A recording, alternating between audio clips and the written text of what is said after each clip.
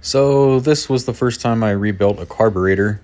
I did go on YouTube and watch a guy do it, so I somewhat knew what I was doing, sort of.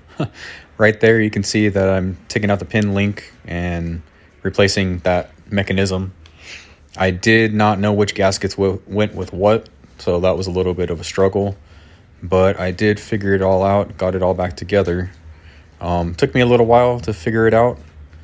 I was missing a couple screws at the end, but I ended up putting them in the wrong place. Again, I've never done this before.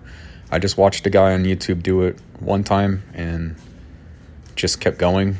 There I am putting it back together. At least that's what I'm thinking I'm doing. So as the video goes along, you can see that I'm using the tools that I have, making sure all of it goes together correctly. And there I am, I'm still going. I had to put the rod back in.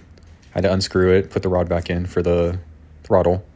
There I am trying to figure out the gaskets. I don't know which one it is. Oh, there I am. Oh, there it is, found it.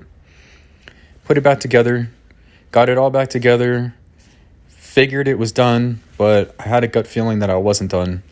So as you'll see, I end up taking it apart again and taking apart the floater and the mechanism there. I replaced the needle and all the parts to the floater and put it on the table, put it all back together the way it came out, but I realized that originally taking it apart, the spring was missing. So as I put it back together, I put the spring, made sure it all went together. The van didn't start. I was having an issue with it starting. Fuel was getting to it, a brand new fuel pump, brand new fuel lines, everything was good, brand new hoses. So that's why I decided to take apart the carburetor. Here I am taking apart the floater and putting all the pieces back together. I put the floater back together and I realized that it's not bouncing the way it should be.